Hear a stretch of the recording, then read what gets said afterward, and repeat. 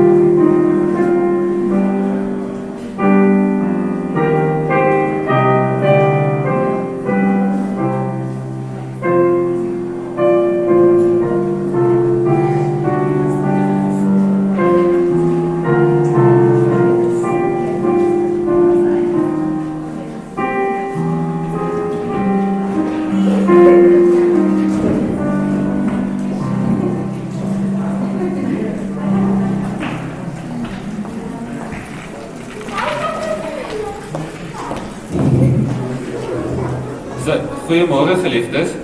Welkom by ons diens vanoggend en welkom ook vir almal wat inskakel daarso waarna by ons diens vanoggend.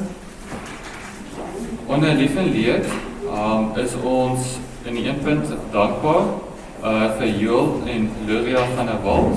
Hulle lê belydenis van geloof vanoggend af en ons baie geluk aan die familie. Dis ook baie dankbaar saam met hulle almal, saam met die boeties en sissies. Hulle is almal ook hierso en ook saam met hulle verbondsouers.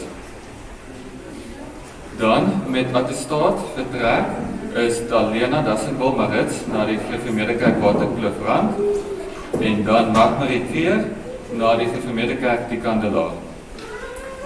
Dan die kollektes vir die Oggenddiens gaan vir die diens van barmhartigheid gaan. Dan vanaand tydens die aanddiens gaan Roy Aslet in die ampt van diaken bevestig word. Dan, ons sê ook baie dankie, ekskuus, is Nederland, is dat vir almal wat gehelp het met die fondsinsameling met Joshua na die reën, se fondsinsameling, en ook vir almal wat ingeskakel het. Dan nog 'n ding, die oggenddiens, waar ons ook, volgende week se oggenddiens, wil ons net vir almal laat weet, dat die oggenddiens gaan in Engels wees. Daar gaan ook een van die teologiese studente gaan dan ook sy eksamenpreek lewe. Die aanddiens gaan dan in Afrikaans wees, en dan is daar ook 'n teologiese student wat die eksamenpreek gaan lewe. Ek wil dan wel graag ook teruggaan na lief en leed toe. Dis ook met vir hartseer wat ons ook kan dink, is dat Annelie van Aert, sy ouma is verlede Sondag oorlede, en dan ook oom Frans se ma is Vrydag oorlede, as ek die tyd reg het. So, ons dink ook aan hulle almal ook in die hartseer en dat die Here hulle mag troos in hierdie tyd.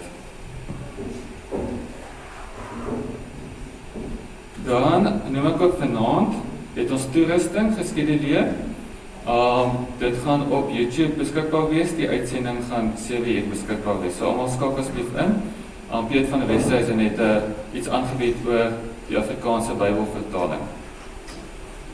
Dan, ons gaan net, ek gaan nou vir Bram oorgee, en net noem vir die mense wat ek inskakel, die kinders sit tans in die diens, maar vir die wat inskakel, ons gaan sommer vir julle so 'n videoetjie wys, terwyl Bram regmaak, by die huis. So, ons dink aan Bram, en mag die Here se seën ook wees met die bediening van die woord vanoggend.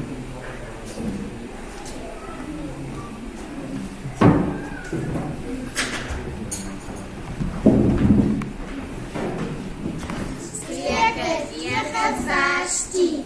Wysheid begin met die van die Here, die heilige ken het, waarlik insig. Goeiemôre broers en susters, vir die wat by die huis is, net gou ons het enkele oomblik gegee, dit vat 'n bietjie langer om al die logistieke af te handel, by die hek in te kom en almal hier binne te kry en almal se temperatuur te kry en gereiniging word, so ons gee net so 'n minuut en dan begin ons met die diens.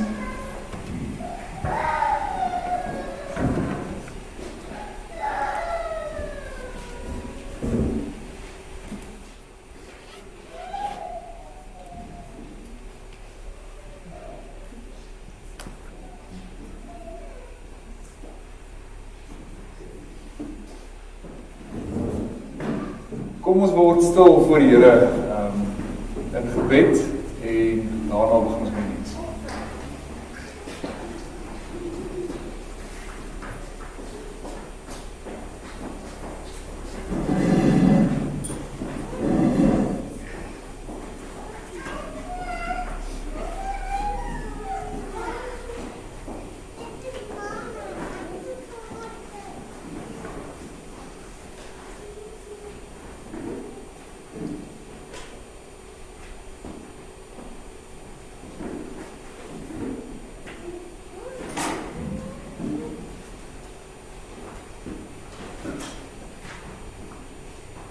Ons hulp is die naam van die Here, wat die hemel en die aarde gemaak het en wat getrou bly tot in alle ewigheid. Genade, barmhartigheid en vrede vir julle van God ons Vader en ons Here Jesus Christus deur die kragvolle werking van die Heilige Gees. Amen. Geliefdes, ons sing saam, kom ons staan, as ons saam Psalm 68, vers 9, vers 13 en vers 15, hierdie woorde, ons prys U Heer met sang en lied, en dan sing God se lof, en laat psalme opstyg uit die stof. Kom ons staan, sing saam Psalm 68, vers 9, vers 13 en vers 15, en daarna kan ons weer gaan sit vir die aanhoor van die wet.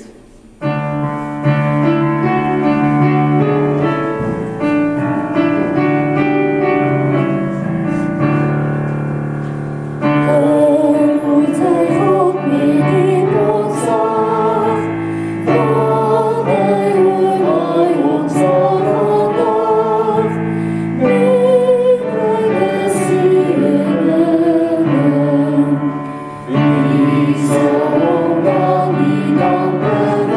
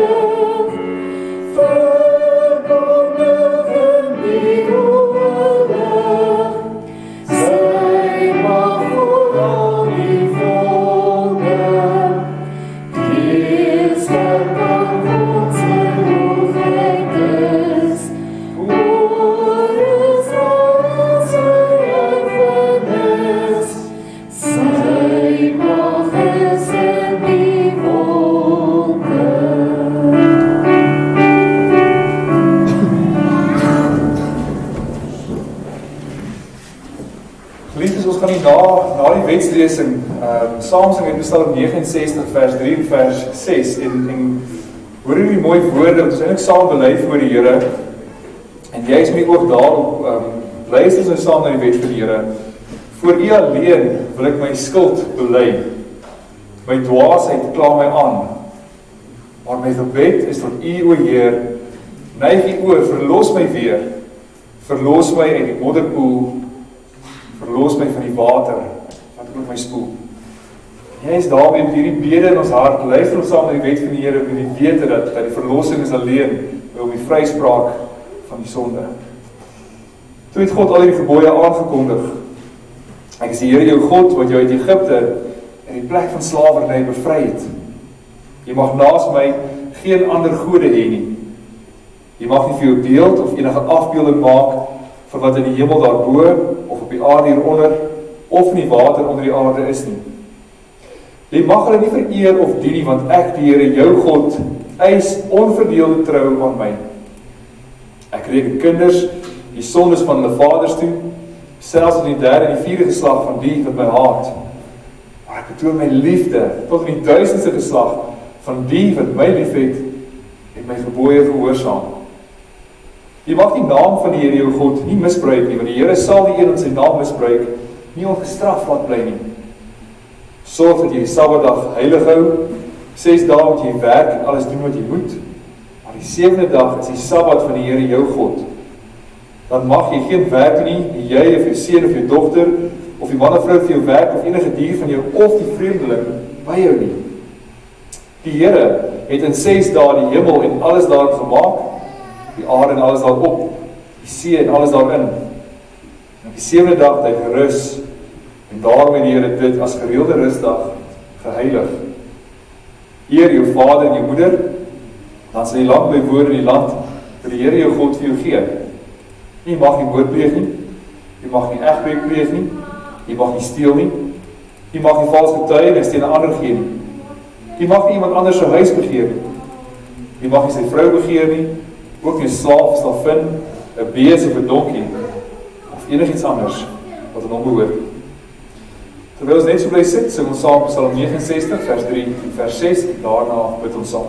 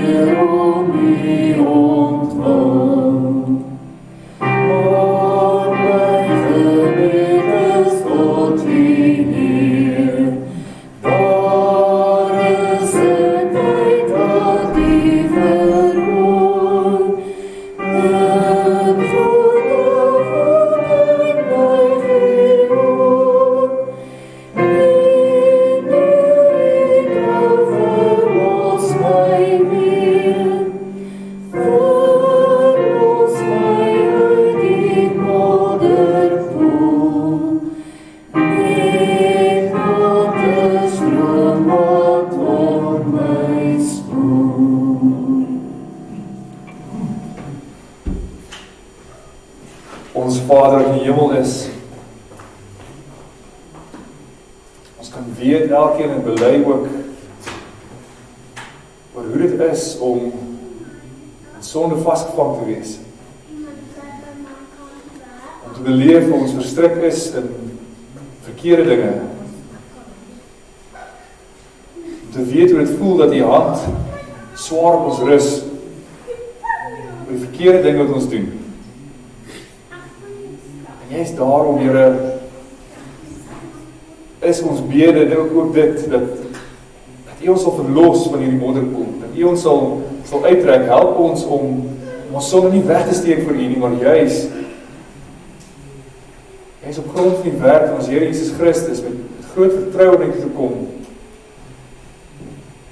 Op grond van sy werk, van sy verdienste, ons sonde voor U bely.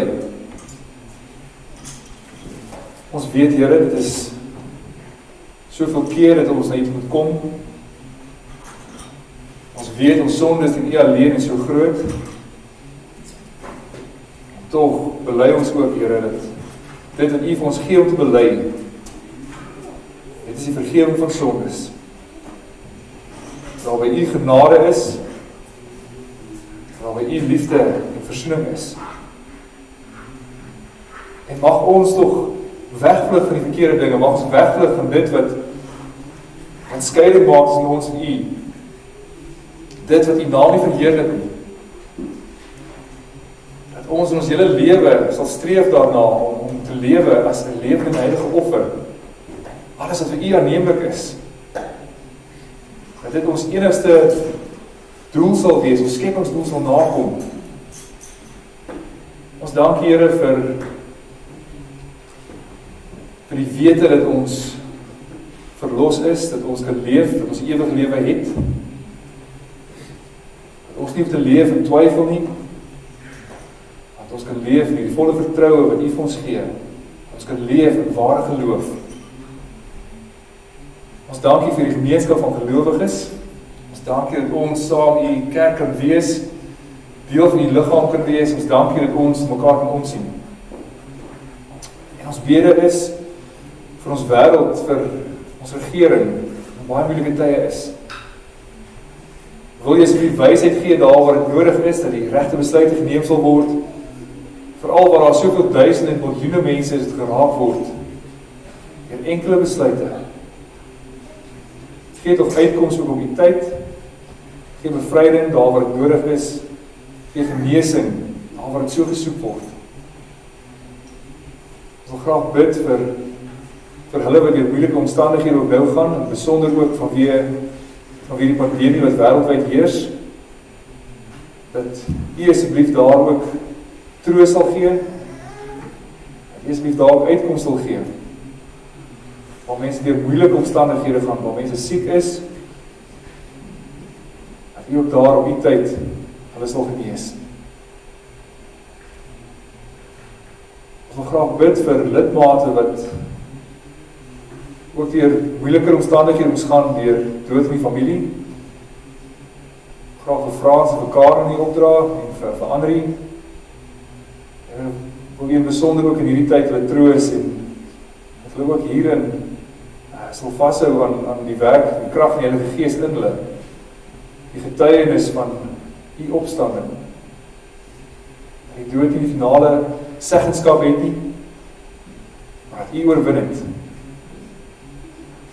Ons dank U, Here, vir die woord. Ons dank U dat ons nou kan saam luister uit die woord. Waar U met ons praat, is ons bede dat U asseblief vir ons sal ook die gehoorsaamheid gee om na te kom. Dat ons getrou sal wees in die werk van die Heilige Gees in ons lewe, en so sal leef tot die eer van die naam. Amen.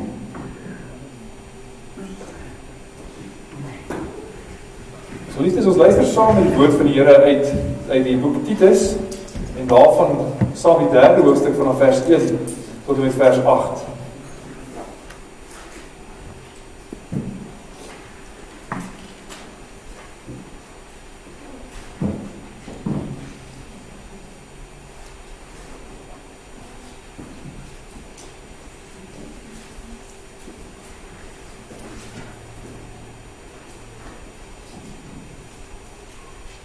Titus 3, vanaf vers 1 tot en met vers 8.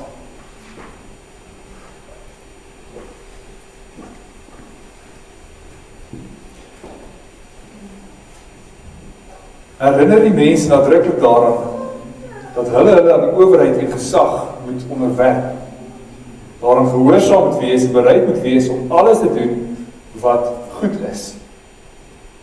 Hulle moet van niemand kwaad praat nie en nie rusie soek nie. Hulle moet inskikkelik wees en altyd bedagsaam teenoor almal. Vroeër was ons ook onverstandig, ongehoorsaam, op die verkeerde pad verslaaf aan allerlei begeertes en singenot. ons lewe in kwaadwilligheid en jaloesie deurgebring. Ons was haatlik en het mekaar gehaat. Maar toe het die goedheid van God ons verlosser en sy liefde vir die mens verskyn. Hy het ons verlos, nie op grond van iets wat ons vir ons vryspraak gedoen het nie, maar op grond van sy eie ontferming. Dit het hy gedoen deur die wedergeboorte wat die sonde afwas en deur die Heilige Gees wat nuwe lewe gee. God het die Heilige Gees oorvloedig op ons uitgestort deur Jesus Christus ons verlosser. So is ons dan deur sy genade vrygespreek en het ons erfgenaam geword van die ewige lewe wat ons verwag. Dit is 'n betroubare woord. Daarom wil ek hê dat jy van hierdie dinge met groot nadruk moet getuig, sodat die wat tot geloof in God gekom het, hulle op goeie werk kan toelê. Werk wat goed en nuttig is vir die mense.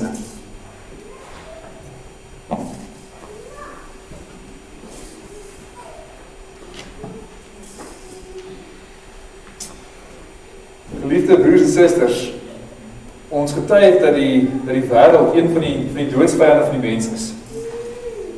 Van die gelowige is. Die wêreld haat Christus en die wêreld haat hulle wat hom navolg. En dit hou noodwendig in dat die kerk vervolg word en die kerk sekere dele doodgemaak word. Maar nou gaan die vyandskap van die wêreld nie net daaroor dat die kerk fisiese leed aangedoen word en gehaat word en aangeval word. Maar het gaan ook oor dit wat die wêreld aan 'n mens bied. Dat die wêreld bied versoeking aan 'n mens. Die wêreld stel 'n sekere standaard vir 'n mens om te sê, maar dit is hoe mense moet lewe, dit is hoe die lewe lyk, dit is nie normaal, dit is wat van jou verwag word om te leef. Dis dinge in die wêreld wat eintlik baie natuurlik vir jou kom om te doen. Dinge in die wêreld waar ons maklik deelneem, deel van raak, en waar ons baie maklik ook verstrik raak. En nou sien ons hoe die wêreld en die wêreldse standaard eintlik gedryf word deur haat. En nou kan jy dink, in hierdie omstandighede, in hierdie tye waar ons leef, presies wat die haat alles behels. Daar's haat van ras. Rassespanning is 'n grond van een ras wat ander sal haat. Daar is haat van mense teenoor regerings en owerhede van wie die besluite wat geneem word. Daar's haat teenoor die waarheid van die skrif en die getuienis van die Heilige Gees oor wat die waarheid is, want dit is nie polities korrek binne die tyd waarin ons leef nie. En nou is dit so, dat die wêreld waar ons leef is soos 'n veld wat in petrol geweek is. En dat die kleinste vlammetjie van haat veroorsaak net vlamme en meer vlamme van woede en haat op die hele veld aan die brand steek. So die kleinste vonkie ontvlam en daar is net wederwysige haat van mense wat geen ooghare vir mekaar meer het nie. Wat eintlik niks vir mekaar wil hê en wil sien in die lewe nie. So haat kweek net nog meer haat by ander mense. En dis die wêreld waar ons leef, dis hoe die wêreld lyk, dis hoe die wêreld funksioneer. En dit is ook die wêreld waarin Paulus geleef het en waarin hy die brief skryf aan Titus as hy as pastor moet optree aan die gemeente in Kreta. Hy skryf aan hom in die opdrag dat hy getrou moet uitvoer as 'n voorganger van die gemeente. So hy moet die gemeente leer en onderrig in hierdie dinge. En dan in die vorige hoofstuk gaan dit oor 'n gelowige se gedrag, oor hoe hulle self moet gedra binne die huisgesin van God. En dan spesifiek in hierdie hoofstuk ook oor hoe hulle gedrag moet lyk na buite. Hoe moet 'n gelowige se gedrag lyk in die samelewing waar omstandighede nie maklik is nie, die wêreld wat ons beskryf en sien as 'n wêreld wat vol haat gevul is. Dan kom die opdrag, herinner hulle. En die herinnering kan daar bly dui dat Paulus het dalk reeds die gemeente daarvan in kennis gestel en hierdie herinnering is, herinner hulle wat ek reeds vir hulle gesê het, of die herinnering kan wees om te sê, maar voortdurend moet jy hulle daaraan herinner. Dis 'n opdrag. Jy as voorganger moet voortdurend die gemeente aan die volgende dinge herinner. Herinner hulle dat hulle onderdanig moet wees aan die owerheid en aan gesag. Aan daardie sekulêre mag wat in die wêreld regeer, herinner gelowiges dat hulle daaraan onderdanig moet wees. Nou in die eerste plek is dit nie iets wat natuurlik vir 'n mens kom om gehoorsaam onderdanig te wees nie. Jy sien dit reg in die geskiedenis van die mensdom, wat die Here vir ons in die Bybel openbaar het, dat ongehoorsaamheid en juis opstand teen gesag, dis nie natuurlike. Dis hoe 'n mens funksioneer vanuit die sondige aard. Met 'n mens van nature opstandig teen die gesag boei. Mense wil graag hulself nie aan gesag onderwerp nie. Hulle wil graag daardie gesag wees, sodat hulle vir mense kan rondstuur, vir mense kan sê wat hulle moet doen. Maar die tweede plek kan dit wees dat sommige gelowiges dalk dit verkeerd kon interpreteer dat as Christus regeer oor alles, dan beteken dit hulle hoef nie aan die regering gehoorsaam te wees nie. Hulle hoef nie aan wêreldse gesag getrou te wees nie. Dat in 'n sekere mate as hulle Christus se gesag erken, dan hoef hulle nie aan die owerheid gehoorsaam te wees nie. Dan kom die opdrag, herinner gelowiges dat hulle moet onthou dat alle gesag kom van God af. Herinner gelowiges dat gesag is deel van God se orde wat hy daar gestel het, waardeur daar vrede op die aarde moet wees, waardeur die orde in die menslike samelewing gehou moet word. Herinner hulle dat dit 'n nakoming van God se wet is, van die 5de gebod is, om onderdanig en gehoorsaam te wees aan die gesag bo jou. Daar is dus nie teenstrydigheid om die regering onderdanig te wees aan Christus nie. In groot mate is dit dieselfde ding. Ek is onderdanig aan die regering, want ek is onderdanig aan God. En nou is dit so dat bykans geen regering sal erken nie. Maar die gesag wat hulle uitoefen kom van God af. As feitlik geen gesagstruktuur in die sekulêre wêreld wat hulle erken, maar die gesag is daar wat God het hulle gegee het. Trouwens, hulle was meeste van die keer besig om hulle hand te oorspeel, om verder te gaan as die mag wat die Here vir hulle wettiglik gee, of om juis om dit in opstand teenoor God uit te voer. En nou is dit ook so dat daar verder areas kan wees waar gelowiges met mekaar verskil oor waar hulle gehoorsaam moet wees, of het gehoorsaamheid aan Christus sal ondermyn as hulle in sekere dinge aan die staat gehoorsaam is. Nou is dit so, 'n gelowige het 'n profetiese getuienis. Gelowiges aanvaar net goedsmoeds alles wat die staat vir hulle sê en doen as die staat sê en volg het slaaflik na nie. Natuurlik is daar 'n profetiese gawe vir jou gees om uit te gaan en van die waarheid te getuig. Oor wat is redelik, wat kan die staat vir jou vra, wat is nie teen God se woord nie en daarom kom ons dit na. Maar dit wat binne in daardie raamwerk val van wat die Here vir mens vra, moet 'n gelowige se houding wees gehoorsaamheid. Doen wat die staat van jou vra. En herinner hulle dat dit is wat God van 'n gelowige vereis. So ook in vandag se konteks, so dit gaan nie net oor 'n blindelingse onvoorwaardelike navolging van die staat net wette maak en dan kom dit alles na nie. Selfs al staan dit in God se gebooie nie. Maar het gaan daaroor dat mens gehoorsaam is sodat daar orde in die samelewing kan wees, en die samelewing opgebou kan word. Maar nou gaan Paulus verder oor die houding wat 'n gelowige moet hê en waarbinne hierdie gehoorsaamheid uitgeleef moet word. Dit gaan nie net daaroor om getrou te wees aan die gesag wat bo jou is nie, om 'n wetsgehoorsame burger te wees nie. Maar hy sê dit gaan daaroor om bereid te wees om alles te doen wat goed is. Letterlik elke goeie werk. Dat daar waar daar geleentheid is vir jou om goed te doen, daar moet jy dit goed doen. Ongeag of die wet nou van jou vereis, ek moet dit doen of nie doen nie, as daar 'n geleentheid vir jou as gelowige is om goed te doen, moet jy dit doen. Dit gaan dus hier oor jou positiewe betrokkenheid in die samelewing. Dit gaan daaroor om selfs meer te doen as wat die regering van jou vra. Dat jy sal op die uitkyk wees vir goeie ding wat gedoen kan word en jouself juist daar in 'n situasie sit om te gaan doen. Dinge wat die wetgewing nie van jou vereis nie.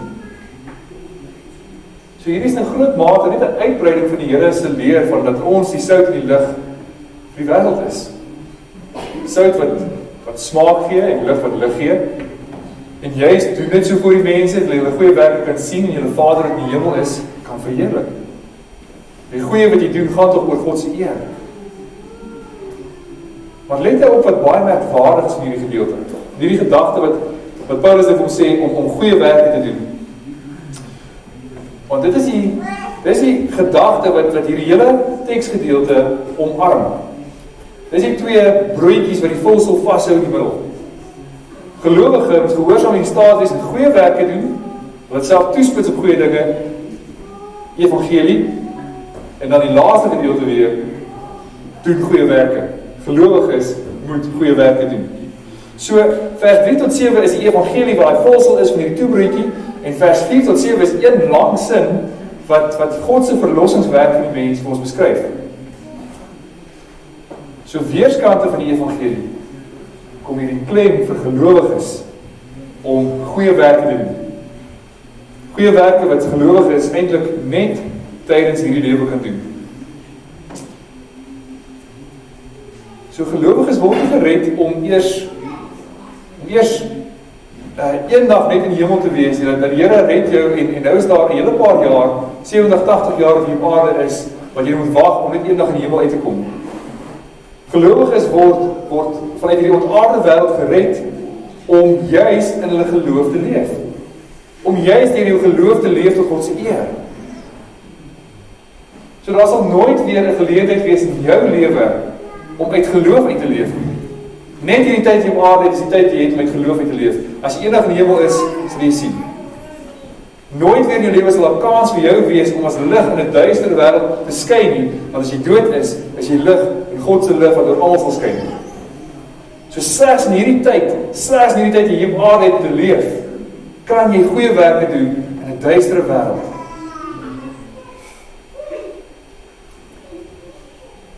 So in hierdie lewe waar ons nou leef, is God se skepping en sy wil dat hy op hierdie manier verheerlik sal word. Dat hy deur lig wat in duisternis skyn, die eer sal ontvang. As gelowiges deur geloof leef en dat hulle juis deur daardie geloof wat hulle ontvang het, goeie werke doen. Hy het so bewerk dat hy verheerlik word deur menslike lewens in duisternis. En hy beskryf Paulus presies wat hierdie eienskappe van duisternis is in vers 3. Dis eienskappe wat eintlik wat die wêreld dryf. Dis hierdie duisternis waar gelowiges leef. Dis nie net iets wat onbekend vir mense is en 'n vreemde konsep wat daar ver weg is nie. Maar die duisternis is tog iets wat mense ken as 'n mens die nuus lees, as mens op die wêreld kyk hoe mense funksioneer, dan sien 'n mens hierdie eienskappe. 8 of hang of hier indeel 9 eienskappe wat eintlik wat die mensdom beskryf. En hierdie duisternis is iets wat hierdie gelowiges aan wie Paulus skryf goed ken, want hy sê hulle was ook daar gewees. Hulle was deel daarvan. Dit is kenmerke van hulle lewe gewees. So hierdie gelowiges eers op 'n latere stadium in hulle lewe tot geloof gekom en hulle sien dit ook, want dit is hoe die samelewing is waarin hulle leef.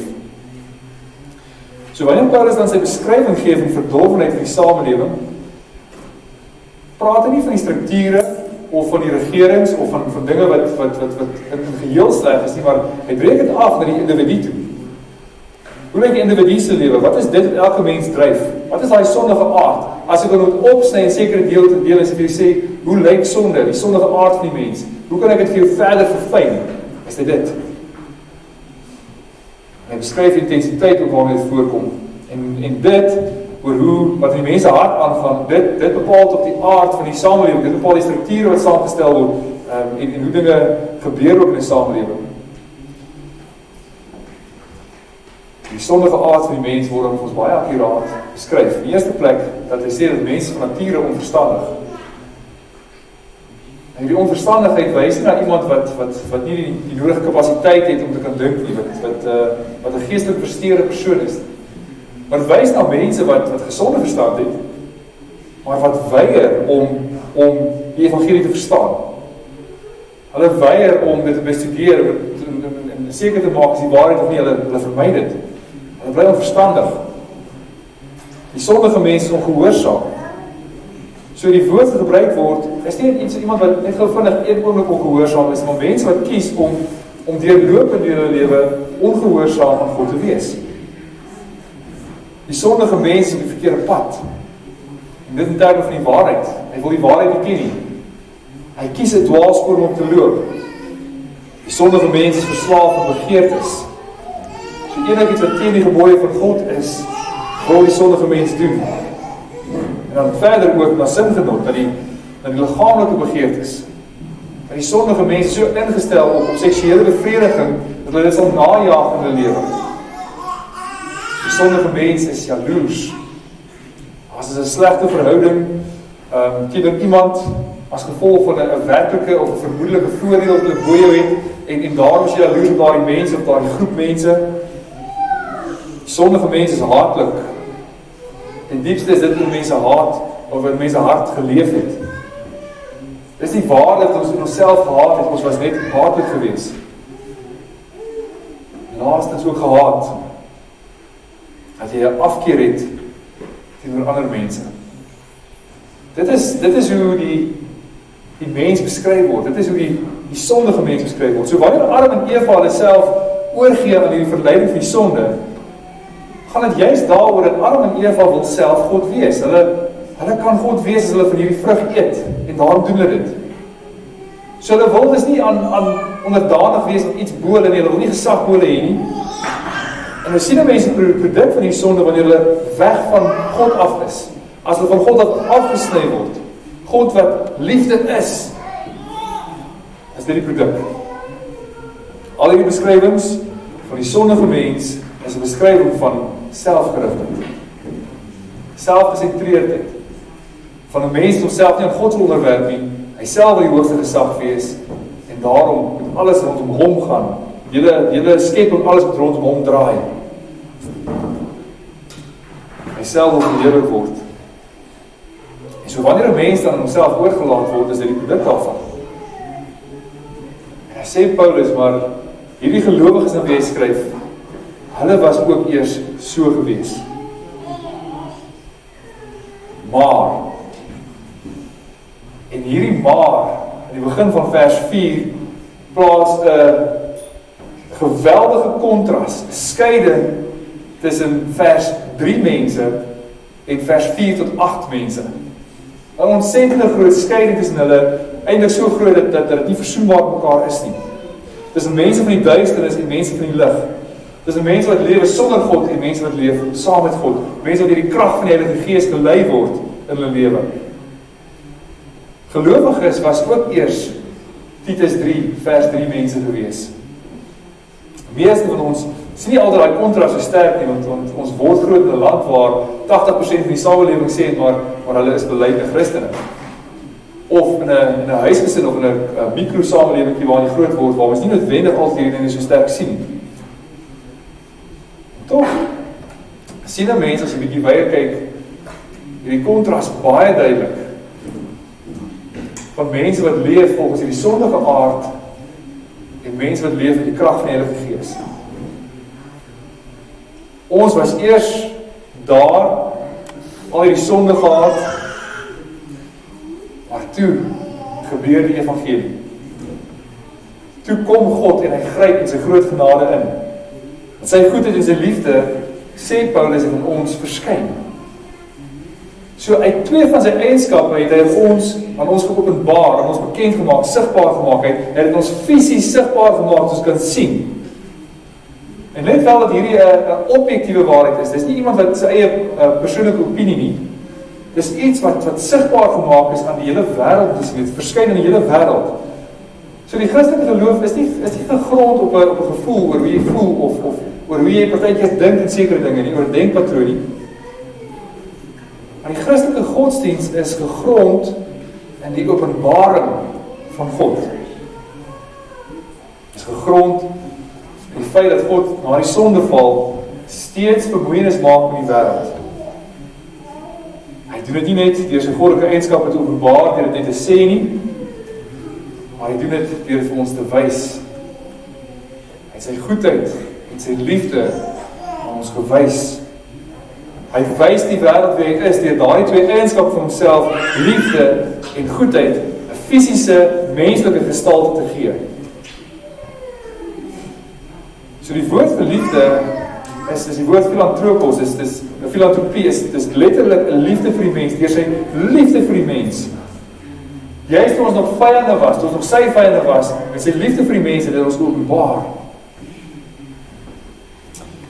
Toe sy liefde verskyn het, in ons openbaarheid het hy die wêreld gered. En het word sigbaar deur homself mens laat word.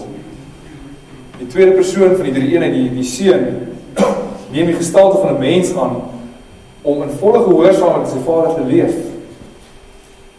En ons sien dis hierdie goedheid, ons sien hierdie liefde vir die mens, wanneer hy mens word. Ons sien hierdie goedheid en hierdie liefde as hy aan die kruis gaan sterf vir die mens se sonde, as hy die dood oorwin. Daar is dit die toonbeeld van goedheid en van liefde. Jy kan nie groter goedheid sien nie, jy kan nie groter liefde as dit sien nie. Daar is nie meer goedheid en liefde iewers sigbaar as in Jesus Christus nie. Die openbaring van sy goedheid en sy liefde het hy ons verlos. Nou kom Paulus en hy maak doelbewus hierdie skeiding tussen die twee. Hy beskryf die menslike natuur van hoe die mens van nature is. En dan beskryf hy die goedheid en die liefde van God en dan maak hy doelbewus hierdie stelling te sê, dis nie op grond van enigiets wat die mens gedoen het, dat God hom gered het. Hier is die produk van 'n mens se lewe. Dit is hoe 'n mens van sy natuurlike geaardheid lyk. Maar op grond van God se eie ontferming, op grond van God se neerbuig, op grond van God wat kom en die mens bedien, van sy genade. En daarom, hy het ons nie gered op grond van ons regverdige dade nie. Dit kan tog nie. As mens sien hoe ons van nature lyk nie. Maar het ons gered op grond van sy genade. So die menslike werke word beskryf as duisternis. Het kan nie duideliker as dit uitgedruk word nie. Mens kan hulle self nie red nie. Verlossing is op God se genade. Sodat ons gee deur sy seun, deur die werk van die Heilige Gees. Broers en susters, dit is eintlik dit wat eintlik in die hoogmoed van die mens steek. 'n Mens homself nie kan red nie. Mense wil so graag die middelpunt van hulle eie verlossing wees. Mense wil so graag voel, maar ek is betrokke in my eie verlossing, dat dit op grond van my goeie keuses is in die lewe dat ek gered is. En juist daardeur wil die mens homself verhoog. Die mens kan homself nie indink dat hy dit nie kan regkry, dat hy nie deur wetsonderhouding of deur 'n beter lewe te leef nie homself kan red nie. Maar sê Paulus, die mens se enigste hoop op verlossing is die openbaring van die goedheid en die liefde van God. Die verlossing van Christus. Hy het nie gekom om 'n bietjie af te rond of iets te leer nie, maar juis om te red. Hy is ons verlosser. Dit vereis regverdigmaking, dat die sondige aard van my weggeneem word en dat sy regverdigheid gegee word. Dit vereis 'n nuwe geboorte, dat ek 'n nuwe mens word. Dit vereis dat ek vanuit Adam oorgedra word in Christus in, dat ek 'n nuwe lewe moet kry. Nou, Paulus het duidelik, waar pas hierdie goeie dade in? Juist in ons heiligmakingsproses. Die dade het in hulle self nie krag om jou te red nie. Maar hierdie afwas van die sonde en die wedergeboorte van die Gees, hierdie was en die wedergeboorte, wys na die een kragtige gebeurtenis van die Heilige Gees wat in jou werk. Dat dit juis op hierdie interne verandering aandui wat gebeur, dat 'n gelowige word nuut gemaak. Dat dit gee iemand iets nuuts wat van tevore nooit daar was in sy natuur. Dis God wat kom en die hart van klip wegneem en 'n hart van vlees gee. Dis die kragtige werking van die Heilige Gees in die lewe van 'n mens. En dis merkwaardig hoe dat Paulus dit hier aan Titus beskryf, dat die drie eenheid al drie betrokke is hierbij, in hierdie verlossingsproses van die mens. Dat God het die Heilige Gees oorvloedig op ons uitgestort deur Jesus Christus. So wat Paulus is hier vir ons echo in hierdie woorde is dat dit gebeur, die uitstorting van die Heilige Gees tydens Pinkster in Handelinge 2, is nie 'n eenmalige gebeurtenis wat daardie uitstorting plaasgevind, soos geprofeteer is in Joël, en dit het klaar verniet, dit is klaar daarmee gewees nie. Maar hier is vir ons 'n beskrywing van hoe God werk in 'n mens se lewe. Hoe is die Heilige Gees nog steeds deurlopend uitstort in mense se lewe? Hoe mense tot geloof kom, is deur die uitstorting, deur die afwassing en die wedergeboorte van die Heilige Gees in 'n lewe. Want as hy uitstort op ons, dui dit dat waar God in Handelinge 2 begin het om hierdie oes in te samel tydens Pinkster, gaan hy voort. Hy het nooit opgehou om sy Heilige Gees uit te stort in sy kerk, hy gaan steeds voort daarmee, hy gaan steeds aan daarmee. Jy sal die res van die oes ingesamel kan word. En deur hierdie werk van God die enig is daar 'n oorgang in die mens. Van vroeër was ons, maar nou lyk ons anders. Sodat ons kinders van God kan wees. En hier is die wonderlike genade, dit wat God in ons tot stand bring in 'n sondaarse lewe, hierdie eienskappe wat die Heilige Gees kragtig in ons werk, is die eienskappe van lig. Dis God se eienskappe. Hy vat ons, hy maak ons deel van sy familie, ons word sy kinders, hy is ons Vader, en nou sien ons hoe ons die eienskappe wat hy het, hierdie goedheid en liefde, ook moet uitleef in die wêreld. So hy vernuwe ons na sy beeld, dat ons sal leef soos hy is, dat ons lewe sal lyk soos sy eienskappe is. So gelowiges is besitter van hierdie gewaarborgde toekoms, dat ons kinders en erfgename van ewige lewe is, en ons doen nie hierdie goeie werk om eendag daar te kom nie, ons het dit reeds. So niks wat ek kan doen op aarde kan verander nie. Ek kan nie maak dat ek in die hemel kom of uitkom nie, dit is God se werk. Maar ons leef hier en nou, juis in daardie goedheid en liefde in hierdie wêreld om uit te leef. Om goeie werke te doen tot eer van God. En sluit Paulus die gedeelte af, en hy sê, dit is 'n egte woord, hierdie gebruik in al drie sy pastorale briewe. Dat Titus moet klem lê hierop. Hierdie is dan weer die afronding van die toebroodjie van die evangelie. As konneksie tussen 'n gelowige se verstaan van die werk van Christus, van die evangelie, oor hoe die evangelie verstaan, en oor hoe sy lewe gaan lyk. Dit is 'n uitlewe van goeie werke. Dat gelowiges wat die evangelie verstaan, sal hulle self toelê op goeie werke. As hulle verstaan wat die werk van Christus is en wat die werk van die Heilige Gees in hulle behels, sal hulle goeie werke doen. Sal hulle Vader in die hemel is verheerlik. En nou geliefdes, bring dit ons by die vraag oor hoe ons lewe te midde van hierdie wêreld leef. Dit is so maklik om so 'n veldbrand waar daar haat gestrooi word, net meer haat toe te voeg en mekaar te haat in die wêreld. Waar daar afguns is, net meer afguns te wys, waar daar jaloesie is, net weer terug jaloers te wees. En net hierdie veldbrand verder aan te steek, wat natuurlik vir ons kom. Om van nature in geweld oor te gaan.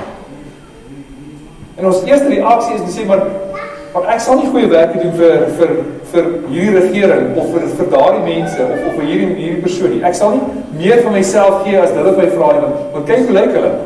Kyk hoe korrup is hulle. Daar's nie manier dat ek meer van my vir hulle sal gee nie. Ek sal nie goeie werke doen vir iemand wat haatlik is nie, vir iemand wat in die duisternis is nie. En tog, geliefdes, is dit wat Christus gedoen het.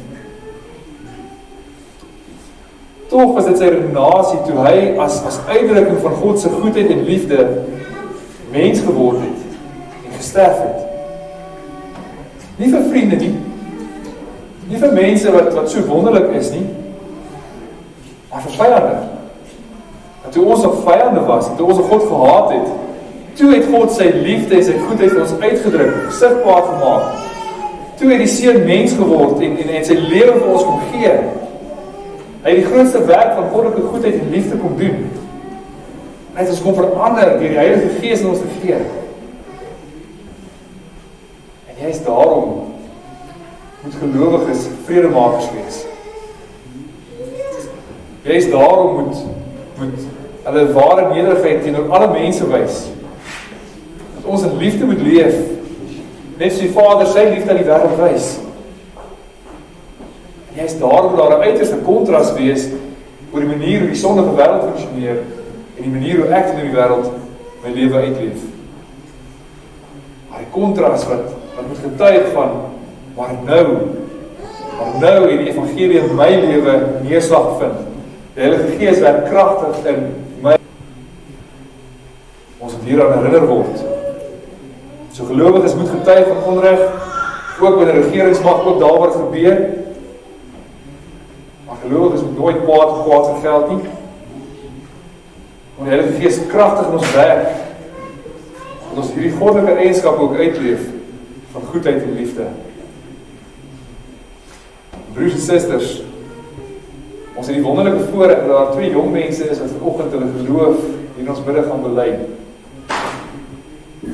Dit is 'n getuienis daarvan dat God het hulle nie gelos waar hulle vroeër was, as mense van die duisternis, as mense wat gedryf word deur haat en deur jaloesie.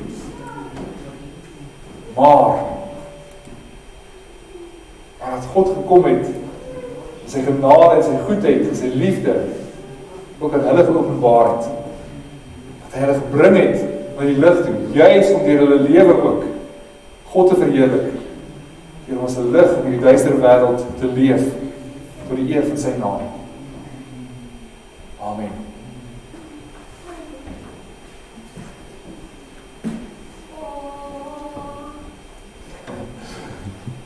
Nog nie daar die amen nie.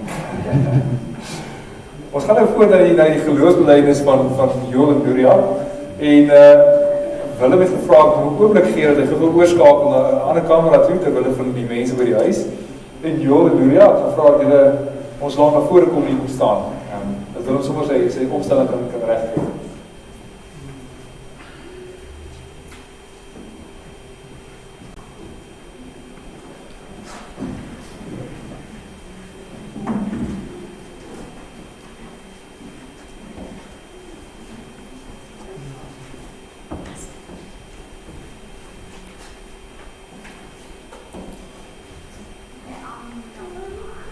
Kyk hoe is hulle in Willem? As hy. Hulle is in daar. Geliefdes in die Here, God het in Jesus Christus ons Here die verbond van genade met ons en ons kinders opgerig.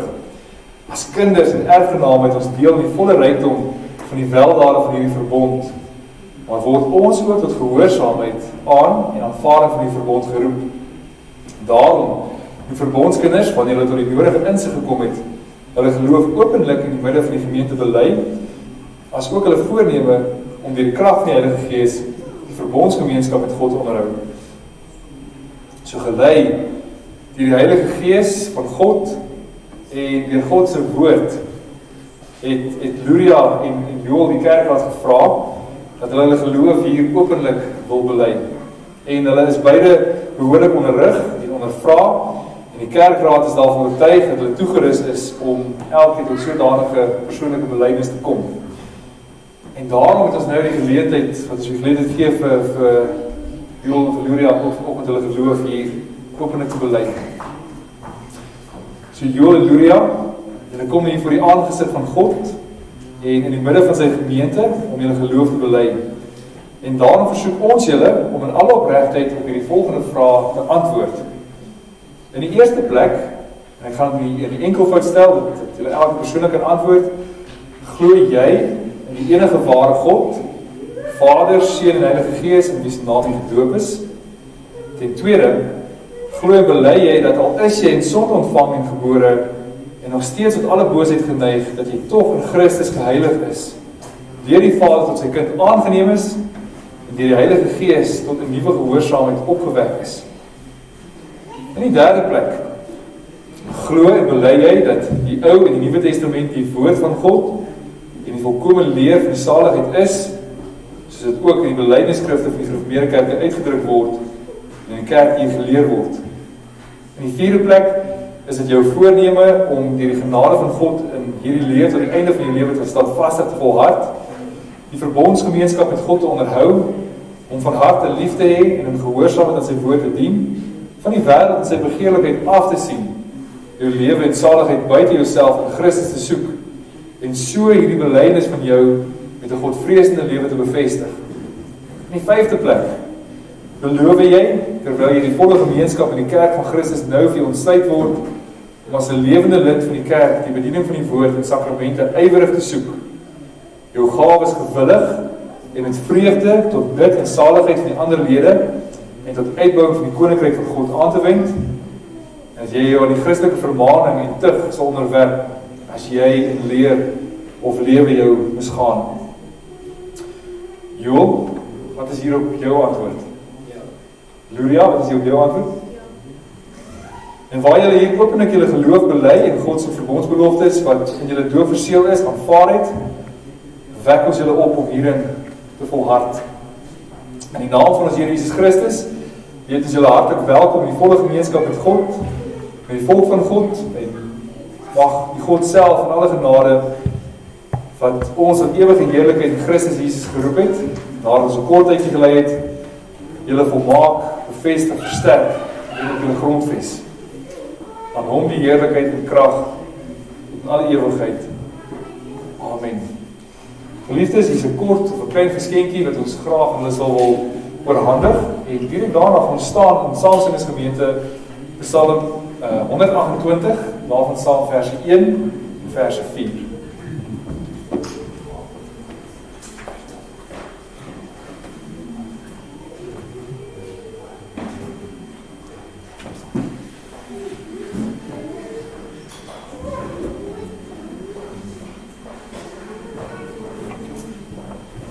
Oké, ons lyk ons van 'n a cappella sing, so kom ons staan en Gerrie gaan ons mond inlei en los. Ons vrede